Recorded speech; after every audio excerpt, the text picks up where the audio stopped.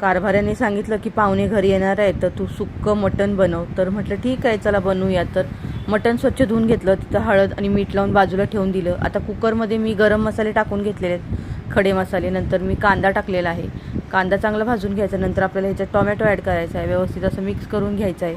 तोपर्यंत तिथं आपलं जे मटण आपण ठेवलेलं आहे स्वच्छ धुवून, त्याला पाणी सुटलेलं आहे, तर ते इथं ॲड करायचं आहे. मिक्स करून घ्यायचं, परतून घ्यायचं. एका बाजूला गरम पाणी करायला ठेवायचं आहे, ते पाणी आपल्याला इथं वापरायचं आहे. आणि कुकरला 4 ते 5 शिट्ट्या करून घ्यायचा. इथं वाटण करून घेतलं, खोबरं, लसूण, जिरं, कोथिंबीर हे वाटण करून घेतलं.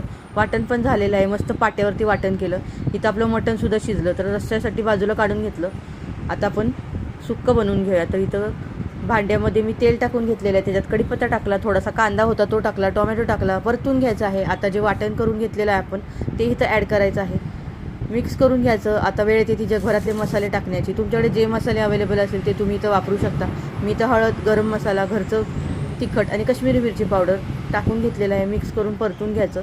थोडंसं वाटण केलेलं जे मसाला होता तो थोडंसं पाणी होतं ते इथं ॲड करायचं.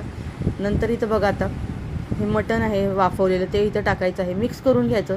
आता अगोदर आपण मीठ टाकलेलं आहे, आता थोडं बेताचंच टाका बरं का. आता याचा डिटेल व्हिडिओ आपल्या यूट्यूब चॅनलवरती आहे, नक्की जाऊन बघा. पाहू शकता मस्त झणझणीत असं पाट्यावरती मसाला करून तयार केलेलं इथं सुक्कं मटण तयार झालेलं आहे. तर या तुम्ही पण खायला. येताना सबस्क्राईब करा बरं का मंडळी.